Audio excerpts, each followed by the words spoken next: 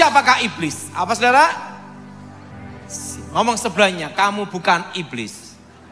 Ada orang berpikir bahwa Tuhan menciptakan setan. Ingat saudara, Tuhan, Elohim, tidak pernah menciptakan setan. Ngomong sama sebelahnya, setan tidak diciptakan. Tapi ingat saudara, bahwa Tuhan menciptakan malaikat. Apa saudara? Nah, malaikat yang diciptakan Tuhan itu berlaksa-laksa, beribu-ribu laksa, berpuluh-puluh ribu laksa, berlaksa-laksa. Mana Sorgawi. Yesaya pasal 14. Ejekan tentang Raja Babel. Sebab Tuhan akan menyayangi Yakub dan akan memilih Israel sekali lagi, dan akan membiarkan mereka tinggal di tanah mereka. Maka orang asing akan menggabungkan diri kepada mereka, dan akan berpadu dengan kaum keturunan Yakub. Bangsa-bangsa lain akan mengantar Israel pulang ke tempatnya. Lalu kaum Israel akan memiliki bangsa-bangsa itu di tanah Tuhan, sebagai hamba-hamba lelaki dan hamba-hamba perempuan. Demikianlah mereka akan menawan orang-orang yang menawan mereka, dan akan berkuasa atas para penindas mereka. Maka pada hari Tuhan mengakhiri kesakitan dan kegelisahanmu, dan kerja paksa yang berat yang dipaksakan kepadamu.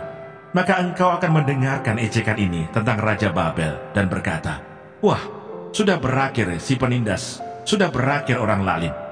Tuhan telah mematahkan tongkat orang-orang fasik, gada orang-orang yang memerintah, yang memukul bangsa-bangsa dengan gemas, dengan pukulan yang tidak putus-putusnya, yang menginjak-injak bangsa-bangsa dalam murka, dengan tiada henti-hentinya. Segenap bumi sudah aman dan tentram, orang bergembira dengan sorak-sorai, juga pohon-pohon sanobar dan pohon-pohon aras di Libanon. Bersukacita karena kejatuhanmu, katanya. Dari sejak engkau rebah terbaring, tidak ada lagi orang yang naik untuk menebang kami. Dunia orang mati yang di bawah gemetar untuk menyongsong kedatanganmu. Dijagakannya arwah-arwah bagimu, yaitu semua bekas pemimpin di bumi. Semua bekas raja-raja bangsa-bangsa dibangunkannya dari tahta mereka. Sekaliannya mereka mulai berbicara dan berkata kepadamu, engkau juga telah menjadi lemah seperti kami, sudah menjadi sama seperti kami. Ke dunia orang mati sudah diturunkan kemegahanmu, dan bunyi gambus-gambusmu. Ulat-ulat dibentangkan sebagai lapik tidurmu, dan cacing-cacing sebagai selimutmu. Wah, engkau sudah jatuh dari langit, hai bintang timur, putra fajar. Engkau sudah dipecahkan dan jatuh ke bumi, hai yang mengalahkan bangsa-bangsa. Engkau yang tadinya berkata dalam hatimu, aku hendak naik ke langit, aku hendak mendirikan tahtaku, mengatasi bintang-bintang Allah, dan aku hendak duduk di atas bukit pertemuan, jauh di sebelah utara. Aku hendak naik mengatasi ketinggian awan-awan, hendak menyamai yang maha tinggi. Sebaliknya, ke dalam dunia orang mati engkau diturunkan, ke tempat yang paling dalam di liang kubur. Orang-orang yang melihat engkau akan memperhatikan dan mengamat-ngamati engkau, katanya, inikah dia yang telah membuat bumi gemetar, dan yang telah membuat kerajaan-kerajaan bergoncang, yang telah membuat dunia seperti padang gurun, dan menghancurkan kota-kotanya, yang tidak melepaskan orang-orangnya yang terkurung pulang ke rumah. Semua bekas raja bangsa-bangsa berbaring dalam kemuliaan, masing-masing dalam rumah kuburnya. Tetapi engkau ini telah terlempar jauh dari kuburmu, seperti taruk yang jijik, ditutupi dengan mayat orang-orang yang tertikam oleh pedang, dan jatuh tercampak ke batu-batu liang kubur, seperti bangka yang terinjak-injak. Engkau tidak akan bersama-sama dengan raja-raja itu di dalam kubur, sebab engkau telah merusak negerimu dan membunuh rakyatmu. Anak cucu orang yang berbuat jahat tidak akan disebut-sebut untuk selama-lamanya. Dirikanlah bagi anak-anaknya tempat pembantaian, oleh karena kesalahan nenek moyang mereka, supaya mereka jangan bangun dan menduduki bumi, dan memenuhi dunia dengan kota-kota. Aku akan bangkit melawan mereka, demikianlah firman Tuhan semesta alam. Aku akan melenyapkan nama Babel dan sisanya, anak cucu dan anak cicitnya, demikianlah firman Tuhan. Aku akan membuat Babel menjadi milik landak, dan menjadi air rawa-rawa, dan kota itu akan kusapu bersih dan kupunahkan. Demikianlah firman Tuhan semesta alam. Ucapan ilahi terhadap Asyur. Tuhan semesta alam telah bersumpah firman-Nya, sesungguhnya seperti yang kumaksud, demikianlah akan terjadi, dan seperti yang kurancang, demikianlah akan terlaksana. Aku akan membinasakan orang Asyur dalam negeriku, dan menginjak-injak mereka di atas gunungku. Kuk yang diletakkan mereka atas umatku akan terbuang, dan demikian juga beban yang ditimpakan mereka atas bahunya. Itulah rancangan yang telah dibuat mengenai seluruh bumi, dan itulah tangan yang teracung terhadap segala bangsa. Tuhan semesta alam telah merancang, siapakah yang dapat menggagalkannya? Tangannya telah teracung, siapakah yang dapat membuatnya ditarik kembali? Ucapan ilahi terhadap Filistia. Dalam tahun matinya Raja Ahaz, datanglah ucapan ilahi ini. Janganlah bersukaria, hai segenap Filistia. Karena walaupun gak ada orang yang memukul engkau sudah patah, tetapi dari keturunan ular itu akan keluar ular beludak, dan anaknya akan menjadi ular naga terbang. Yang paling hina dari umatku akan mendapat makanan, dan orang-orang miskin akan diam dengan tenteram. Tetapi keturunanmu akan kumatikan dengan kelaparan, dan sisa-sisamu akan kubunuh. Merataplah hai pintu gerbang, berteriaklah hai kota, gemetarlah hai segenap Filistia. Sebab di sebelah utara sudah mengepul asap perang, dan barisan musuh maju tanpa ada yang mundur. Dan apakah jawab yang akan diberi kepada utusan-utusan bangsa itu? Tuhan yang meletakkan dasar Sion, dan di sanalah orang-orang yang sengsara dari umatnya mendapat perlindungan. Yesaya pasal 15. Ucapan ilahi terhadap Moab. Ucapan ilahi tentang Moab. Sungguh, dalam suatu malam Ar Moab sudah dirusakkan, dibinasakan. Sungguh, dalam suatu malam Kir Moab sudah dirusakkan, dibinasakan. Putri Dibon naik ke bukit-bukit pengorbanan untuk menangis. Moab meratap karena Nebo dan karena Medeba. Di situ semua orang menggundul kepalanya dan memotong cangkutnya sebagai tanda berkabung. Di jalan-jalan orang berlilitkan kain kabung. Di atas sotoh dan di tanah-tanah lapang sekaliannya meratap, sedang air mata berjujuran. Hesibon dan Eleale meraung-raung. Suara mereka kedengaran sampai ke Yahas. Sebab itu orang-orang bersenjata di Moab berseru-seru, jiwanya pun gemetar. Aku berteriak karena Moab, pengungsi-pengungsi sudah sampai ke Soar, ke Eglat, Selisia. Sungguh, orang mendaki, pendakian Luhit sambil menangis. Dan di jalan ke Horonaim, orang berteriak karena ditimpa bencana. Sungguh, air di Nimrin menjadi kering dan tandus, dan rumput sudah kering. Rumput muda sudah habis, tidak ada lagi tumbuh-tumbuhan hijau. Sebab itu segala harta yang mereka tumpuk, dan segala yang mereka simpan, mereka bawa ke seberang sungai Haarabim. Sungguh, teriak itu akan kedengaran di seluruh daerah Moab. Ratapnya terdengar sampai ke Eglaim, bahkan sampai ke Beer Elim.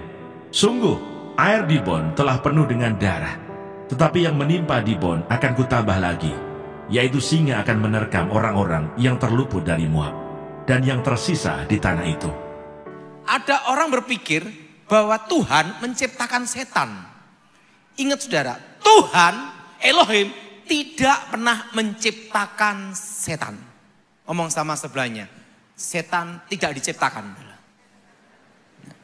Tapi ingat saudara, bahwa Tuhan menciptakan malaikat. Apa saudara?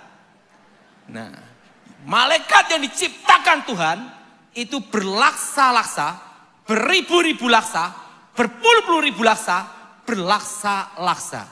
Kalau mau tahu jumlahnya, tanya Tuhan sendiri. Bayangin berlaksa-laksa, beribu-ribu laksa, berpuluh-puluh ribu laksa, berlaksa-laksa. Itu jumlahnya yang jelas lebih banyak melebihi jumlah manusia. Nah, di situ pula Tuhan menciptakan malaikat terkuat. Yang pertama yang namanya Mikael. Siapa saudara? Yaitu jenderalnya Tuhan. Dan yang kedua, diciptakan malaikat terkuat yang kedua yang bernama Gabriel. Apa saudara? Gabriel. Penghulu para malaikat. Dan yang ketiga, diciptakan malaikat yang terkuat, terhebat, terdahsyat, yang bernama Lucifer. Lucifer. Nah, Lucifer ini diciptakan lebih mulia, melebihi malaikat-malaikat yang lain. Bahkan dalam kitab Yehezkiel dikatakan dijaga oleh para kerub, malaikat kudus. Saudara bayangkan, kalau seseorang yang ngawal aja kolonel, minimal dia adalah kasat jenderal bintang 4, betul? Atau presiden. Nah, ini Lucifer dijaga malaikat kudus, saudara. Nah, tetapi kalau yang jaga itu baju oren, hati-hati, saudara. KPK, betul? Nah, saudara, Lucifer ini dijaga oleh para kerub. Dan Lucifer ini adalah pemimpin pujian penyembah kepada Elohim. Dan membawahi 1/3 malaikat. Berapa, saudara? 1/3 malaikat. Nah, Lucifer ini karena dekat dengan Tuhan, dekat dengan Elohim, tahu banyak rahasia tentang Tuhan. Apa, saudara? Banyak tahu rahasia tentang Tuhan. Kalau kita dekat Tuhan, secara otomatis kita tahu banyak kehendak dan rencana Tuhan. Amin. Nah, Lucifer ini karena dekat dengan tahta Tuhan, dekat dengan hadirat Tuhan, dan tahu banyak rahasia tentang Tuhan.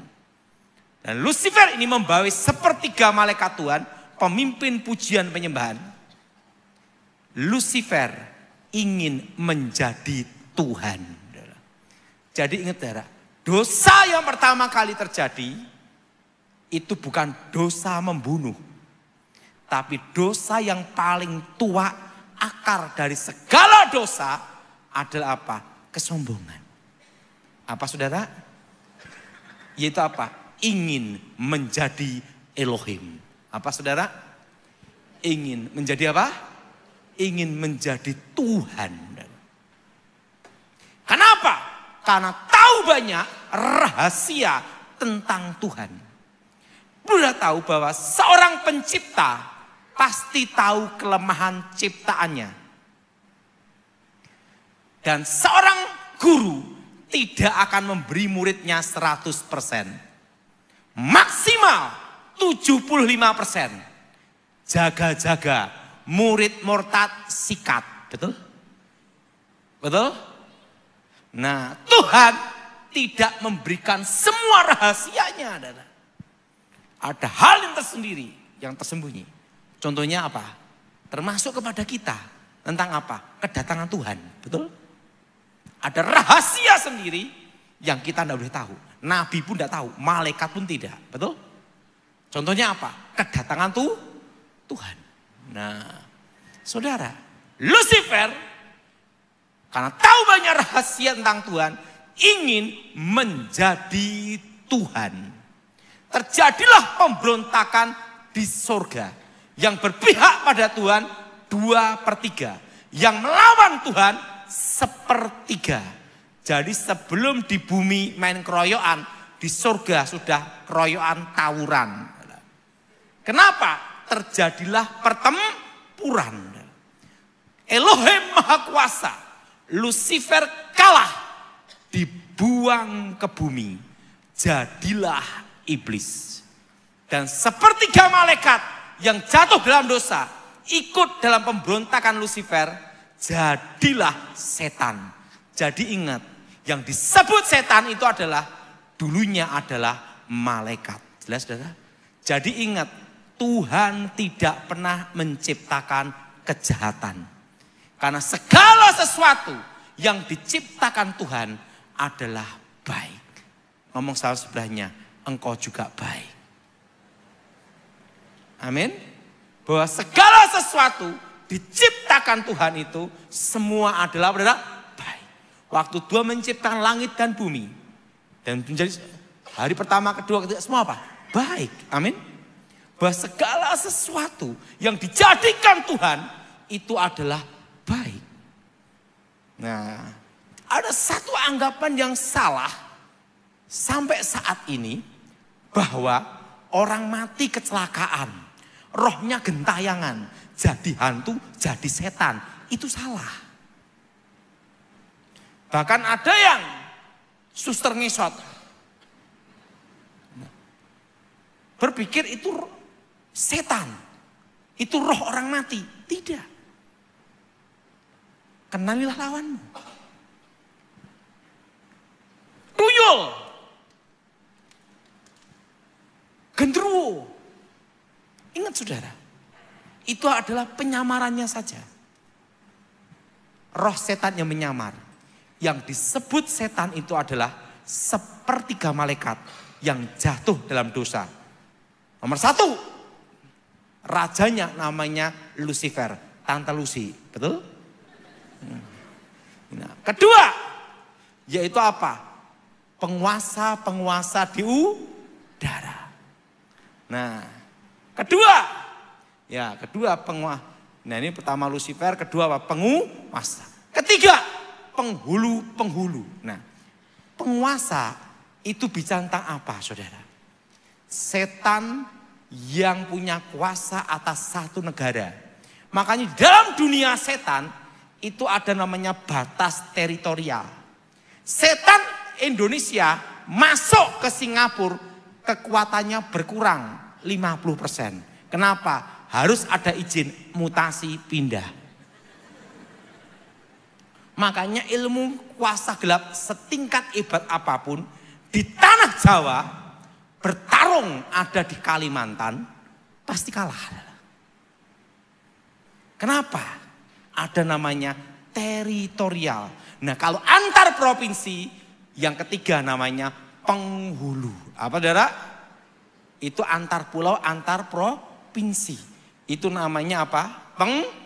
Penghulu. Nah, yang keempat namanya roh-roh jahat. Nah, roh-roh jahat itu tingkat paling bawah. Dan yang paling bawah lagi ada namanya jin.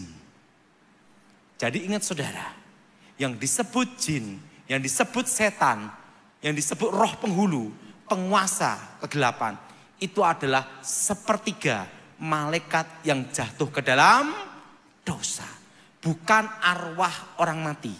Hal ini harus segera dihilangkan di dalam pikiran saudara, bahwa orang mati bisa jadi setan. Kan sering kita lihat di film-film seperti itu, betul? Itu salah. Jadi kenalilah lawanmu. Jadi yang disebut setan itu adalah sepertiga malaikat yang jatuh ke dalam dosa. Nah, yang jadi pertanyaan, bagaimana cara untuk mengalahkan Lucifer? Dan apa efeknya? Namanya doa peperangan. Nah, doa peperangan itu harusnya gimana? Yang perlu tahu, hanya ada 3 yang bisa mengalahkan Lucifer. Kenapa? Kan Lucifer ini adalah malaikat terkuat. Nah, pertama adalah Tuhan Yesus sendiri. Yesua Hamasiah sendiri. Kenapa? Karena Elohim yang jadi manusia. Yang kedua, yaitu apa, saudara? Dikeroyok malaikat. Nah, ini pentingnya doa peperangan, saudara. Ingat, saudara, waktu Daniel berdoa. Ingat, saudara, waktu Daniel berdoa, minta kepada Elohim. Elohim, Tuhan, Bapa Yahweh, mengutus Gabriel. Mengutus apa, saudara? Gabriel. Gabriel turun ke bumi. Di tengah jalan disabotase Lucifer. Nah, ingat saudara, ini doa peperangan. Doa-doa saudara bisa terhambat oleh penguasa-penguasa kegelapan.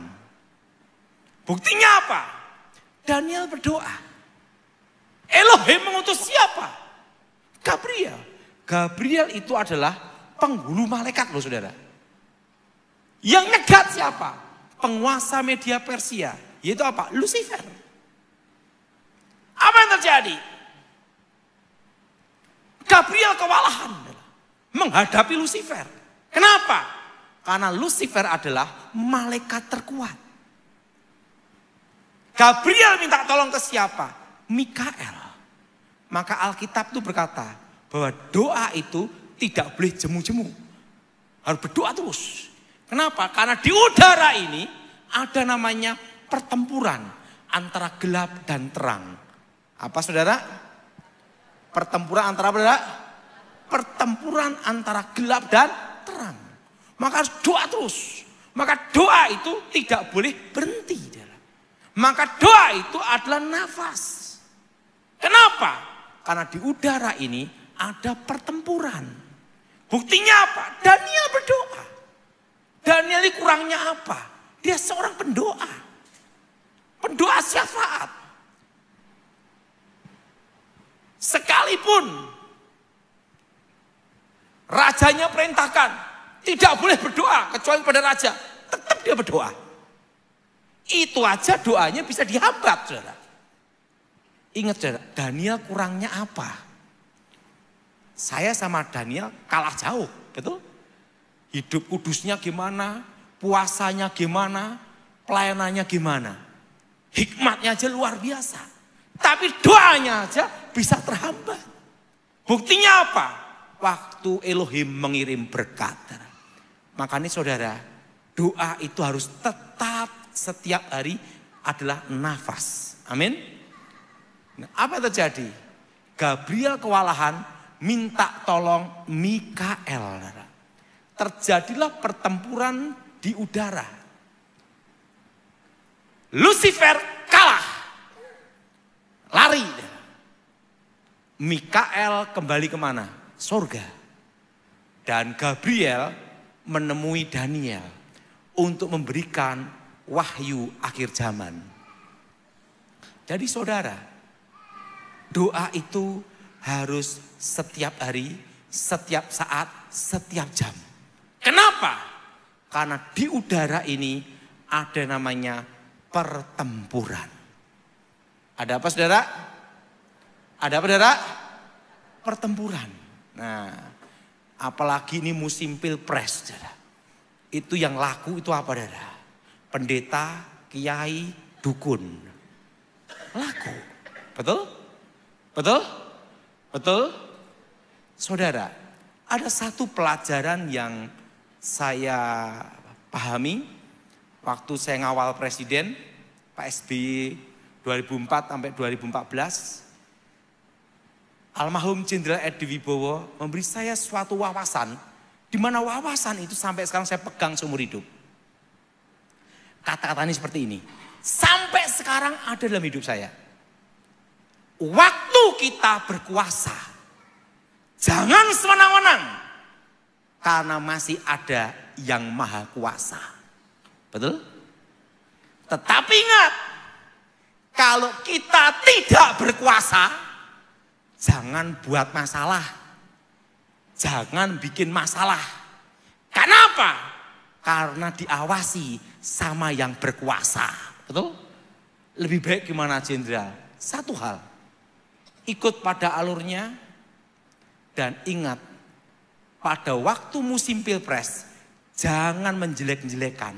Karena nanti ujung-ujungnya apa? Setelah presiden terpilih.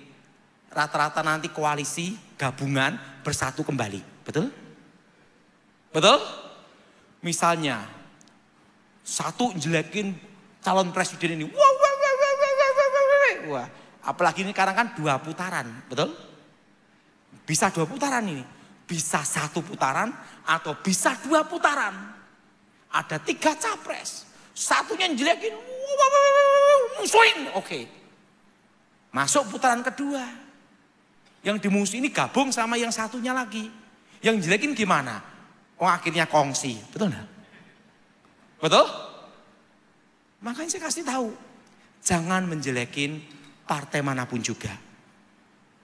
Ingat saudara, presiden itu pilihan Tuhan. Amin. Amin. Amin. Banyak orang nanya sama saya.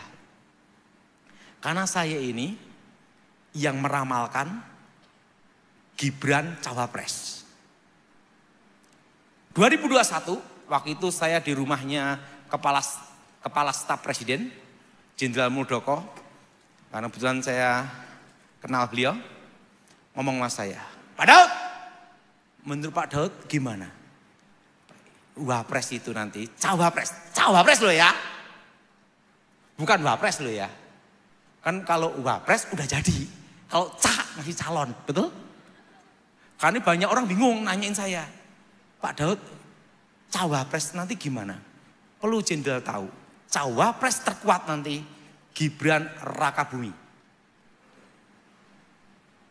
Masa Pak Daud? Waktu itu ada teman saya Rudi, saya ngomong, buktiin aja. Ini olah yudanya. Namanya olah yuda itu melihat pertempuran, memperhitungkan pertempuran. Nih. Dah, ini jenderal. Terus, ini bukan nubuatan. Ini hanya namanya itu feeling. Kalau kita dulu pernah di pengamanan khusus, kita ini banyak belajar sama One Team Press, Dewan Pertimbangan Presiden. Yang goblok pun jadi pinter. Gitu, apalagi yang pinter jadi jenius kan gitu. Nah kebetulan saya itu goblok, makanya tanya terus. Sehingga selama 10 tahun saya hubungannya dengan One Team Press. Hampir setiap hari. Nah waktu itu ditanya sama kepala staf presiden, saya ngomong, cawapres terkuat itu Gibran. Kenapa? Olah yudanya seperti ini. Taktik pertempurannya seperti ini. Masih muda. Enggak mungkin. Nah, kedua, waktu di Kementerian Pertahanan, di Kemenhan. Itu saya ke tempatnya kawan saya, Glenny Kerupan. Itu kawan dekat saya. Sahabat saya itu 20 tahun. Lumayan enggak saudara? 20 tahun. Pernah tugas sama-sama juga. Nah, kemarin juga calling sama Pak Yabes, omong-omong ngobrol video call. Waktu itu di kantornya, Mas, kira-kira cawapresnya siapa? Jenderal, ini cawapres loh, calon loh ya. Artinya belum tentu menang loh ya, betul enggak? Cawapresnya, ini jenderal. Ada 4 tetapi nomor 1 yang paling kuat. Siapa? Gibran Rakabumi, buktiin jenderal. Waktu di kantor Kementerian Pertahanan, Denny Kero ngomong, Mas, isin no mas, apa mungkin? Jenderal, ini yang perhitungan saya. Yang Glenn, Yun kawan gua, lo tahu gua gimana dalam tugas? Siap, tahu saya. Oleh udamu coba, terus ini. Nah, waktu keputusan MK gini akan jadi cawapres.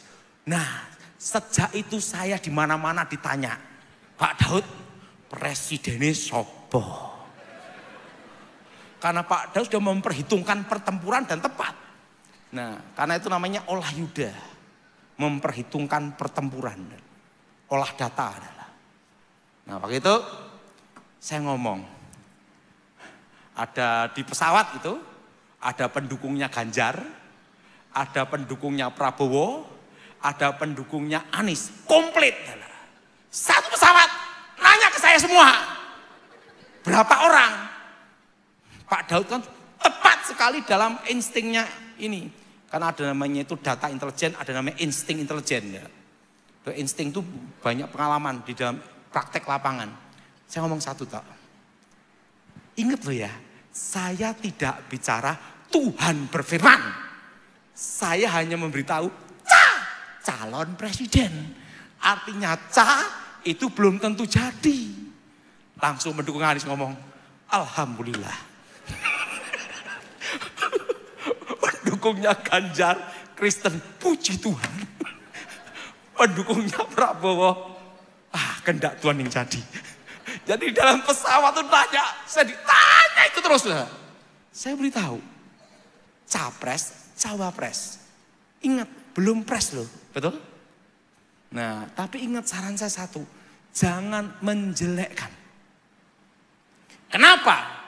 Karena begitu presiden terpilih, entah logomu apapun, harus bersatu untuk mendukung siapapun presidennya. Kalau kita udah terlanjur menjelek-jelekkan, tiba-tiba gabung, malu kita, betul? Mau di mana taruh muka kita? Siapa yang setuju angkat tangan darah? Betul? Makanya saya ditanya, saya di mana-mana selalu ditanya darah.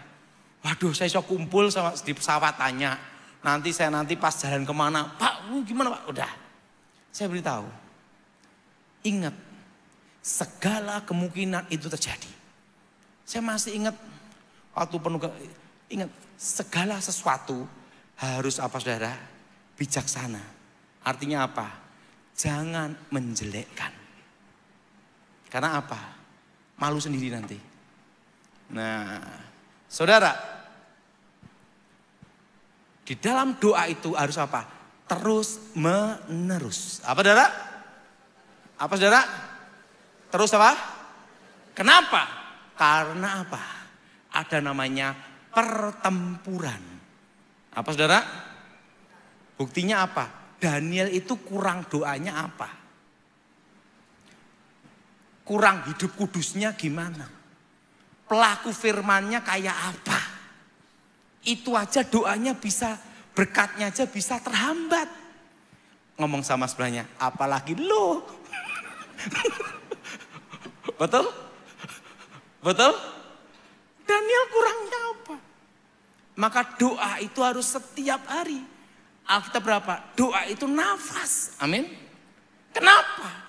Ini loh, pertempuran ini terjadi. Doamu percaya dijawab Tuhan indah pada waktunya. Tetapi harus ada namanya perjuangan. Supaya berkat itu diberikan. Bayangkan, untuk diberikan berkat itu, Daniel tidak mudah loh. Doa puasa, betul? Doa apa? Doa apa? Doa puasa. Terus menerus doa puasa. Sampai apa? Tuhan mengirim Gabriel. Sudah dikirim berkatnya pun masih dihambat. Bayangin adalah. Sama Lucifer. Sampai minta tolong siapa Gabriel? Mikael. Harus doa apa? Terus menerus. Amin. Dan yang ketiga. Dikalahkan oleh apa? Oleh darah Yesus. Makanya saudara, mereka orang-orang percaya mengalahkan iblis dengan apa? Darah anak domba. Apa saudara? Apa saudara? Darah anak domba. Kenapa dengan darah anak domba? Ingat saudara. Kenapa dengan darah anak domba? Karena darah bisa tentang nyawa, nyawa bisa tentang kehidupan Kristus sendiri. Jadi yang bisa mengalahkan iblis adalah apa? Dengan kuasa darah Yesus. Artinya kehidupan Kristus sendiri. Makanya saudara, kalau sebelum doa, untuk doa mengalahkan iblis, atau doa pengusiran setan, atau doa peperangan, engkau harus berdoa terlebih dulu. Darah Yesus hancurkan segala kuasa kegelapan. Karena apa? Yang bisa mengalahkan penghalang itu adalah apa?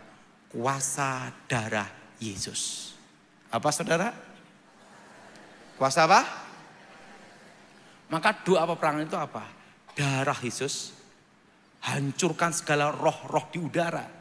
Penguasa-penguasa gelapan. Darah Yesus hancurkan mantra-mantra perdukunan. Darah Yesus hancurkan segala kutuk. Darah Yesus. Nah setelah itu baru engkau panjatkan doa-doa. Supaya doamu itu sampai ke langit. Amin. Dan waktu berkat itu diturunkan. Tidak dihambat oleh apa? Penguasa di udara. Maka doa itu harus apa? Sebelum engkau memulainya, permintaan, engkau doa dulu pujian penyembahan. Karena Elohim bertahta di atas pujian. Tapi setelah itu, untuk menghancurkan penghambat, harus doa dengan apa? Darah Yesus. Karena yang bisa mengalahkan iblis adalah darah anak domba. Ini setiap kali saya mau doa apapun, mau khotbah apapun, saya selalu doa darah Yesus. Kenapa? Saya masih ingat waktu saya awal-awal saya pelayanan, saya pernah diminta untuk khotbah di Pangkalan Embun. Itu saksinya ada. Ibu Hana pasti kenal, Pak Titus. Nah, kenal Bu Hana ya? Pak Titus. Pilot dulunya. Waktu itu terjadi namanya itu Perang Sampit. Perang Dayak Madura. Waktu itu Perang Dayak Madura. Orang-orang Madura banyak lari ke Pangkalan Bun. Di Pangkalan Bun digunakan KKR. KKR apa? Daud Tony, mantan dukun santet. Gitu saudara. Bayangin pas kerusuhan KKR-nya model itu saudara. Orang-orang Dayak itu kan ada namanya itu yang bila mangkok merah berjalan. Saudara. Itu mau nyerbu ke Pangkalan Bun. Karena orang Madura banyak di Pangkalan Bun. Saudara. Waktu mereka mau nyerbu, lihat KKR, mantan dukun santet, jadi mau nyoba. Mereka yang mau nyerang itu malah ikut masuk kebaktian. Nah, waktu itu ketua panitianya baru ngomong gini. Salah satu orang Dayak itu saksi hidupnya ada, Pak Titus itu. Ya istrinya sebenarnya Bu siapa lupa? Ibu Vera ya. Nah, waktu itu orang Dayak ini baca mantra gini. Bus, ini ketua panitianya langsung kesurupan. Kesurupan. Ini saksinya banyak orang, saudara. Bayangin, saya belum khotbah aja, ketua panitianya udah disantet, saudara. Dan perlu tahu, karena ketua panitianya mirip dukun. Wajahnya mirip dukun. Padahal kalau saya kan tidak kelihatan. Nah, saya masih ingat. Waktu tim saya ditugaskan di pengamanan presiden dulu, tidak kelihatan kalau itu ada militer. Kecil-kecil gitu. Ini jago-jago. Nah, apa yang terjadi? Saya doa, waduh, belum apa-apa udah dikirim duluan. Gimana cara mengatasinya? Ingat, iblis hanya bisa dikalahkan dengan 3. 1, Tuhan Yesus sendiri. 2, malaikat mengeroyok. 3, darah anak domba. Sebelum khotbah saya doa dulu. Darah Yesus sucikan tubuh jiwa rohku. Kita semua pasti ada celah dosa, betul? Tidak ada orang kudus kecuali rokok kudus, betul? Betul? Betul? Nah, kita ini dikuduskan oleh darah Yesus, amin? Nah, saya doa dulu. Darah Yesus, karena kita dibenarkan oleh iman dan disucikan, dikuduskan oleh darah Yesus. Saya doa, darah Yesus sucikan tubuh jiwa rohku. Karena kita pasti ada celah dosa. Dan darah Yesus bentengi hidupku. Setelah itu darah Yesus hancurkan segala roh-roh jahat, kuasa-kuasa gelap yang ada di tempat ini. Di ruangan ini. Saya doa darah Yesus hancurkan mantra-mantra. Darah Yesus, saya doa darah Yesus terus. Setelah itu di mimbar. Waktu saya di mimbar saya khotbah. Berdiri saudara. Dikirimin macam-macam. Wow, itu benar-benar terjadi. Itu tanya Pak Titus sama Ibu Vera itu. Itu Pangkalan Bun. Wow, 1 jam setelah saya khotbah. Sekarang yang ngirim saya maju ke depan semua. Maju semua adalah. Tak lihat dulu yang paling tua. Ini dukun orde lama berarti. Tumpang tangan dulu. Roboh. Itu KKR adalah. Buahnya yang bertobat. Apa yang terjadi? Pangkalan Embun tidak terjadi kerusuhan. Karena yang mau nyerang pada ke gereja tobat semua. Jadi itu KKR itu di gedung mana saya lupa. Udah berapa puluh tahun yang lalu babnya. Itu Pak Titus tahu persis itu. Itu yang mau nyerang itu saudara. Mau ngejar orang Madura, itu berhenti semua di situ saudara. Dan Pangkalan Bun itu aman, tidak jadi kerusuhan. Karena apa? Yang nyerbu tobat. Nyerahin mandonya, nyerahin panahnya gitu semua ada. Ada satu hal pesan Tuhan hari ini. Yaitu apa? Kuasa darah Yesus. Apa saudara? Ya saudara Yesus. Ya saudara, darah anak domba. Saya masih ingat Pak Yabes tahu persis. Saya waktu diperintahkan sama, jadi saya punya tim dulu, itu orang yang tidak kelihatan. Kecil-kecil gitu. Bukan yang tinggi besar. Enggak. Nah, komandan saya, Edi Wibowo, kecil juga. Kecil dah. Kecil gitu. Tingginya kira 165 lah gitu dah. Nah, yang tim saya kecil. Suatu kali, waktu kunjungan presiden, saya kan harus kira-kira 3 sampai 1 minggu ada di lokasi dulu. Sebelum presiden mendarat kan harus namanya olah data, pemetaan dulu. Nah, saya deketi ke kantor bupati, kediaman bupati.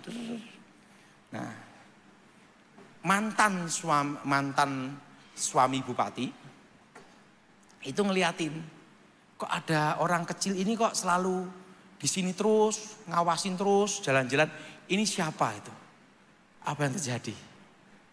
10 tahun kemudian namanya Pak Tony juga ketemu saya. Saya kelihatannya pernah ketemu Anda ini. Saya ini suaminya mantan bupati. Dulu. Oh, Pak Daud Tony dulu pernah tugas ya. Pak Daud mesti pengawal khusus ya. Kenapa? Waktu itu saya udah curiga, tapi tidak percaya juga. Kenapa? Orangnya kecil, sekali gebuk udah mati kan gitu. Tidak mungkin. Pengawal rahasia presiden kecilnya gini nih katanya. Begitu ketemu, sekarang baru saya tahu. Anda pengawal khusus. Saya ngomong, kalau ketahuan, kalau orang tahu siapa saya, berarti saya gagal. Rahasia terbongkar. Tapi kalau orang itu tidak percaya, kalau saya pengawal khusus, berarti berhasil. Bapak percaya enggak waktu itu? Enggak percaya, berarti berhasil. Kalau Bapak percaya saya pengawal khusus, berarti saya gagal. Tapi itu masa lalu, sekarang udah pensiun. Satu hal, negara ini ada yang tanya sama saya, Pak, nanti tahun depan pilihan presiden gimana? Apa yang terjadi kerusuhan? Ingat, aman. Tepuk tangan dulu. Kenapa aman? Karena yang duiti uangnya habis. Buru-buru ngerahkan demo, urip dewe susah. Jelas? Karena pengarah COVID kemarin. Ingat. Tak beritahu. Resesi yang sebenarnya bukan tahun ini. Itu 2025 nanti. Ini baru anginnya adalah. Yang beratnya di 2025 dan 2024, 24, 25. Tapi ingat, yang berat itu hanya di Jakarta. Di Malang enggak terasa apa-apa. Kenapa enggak terasa apa-apa? Karena tidak banyak keinginan. Kalau di Jakarta ingin Hermes lah, ingin stick Wagyu lah.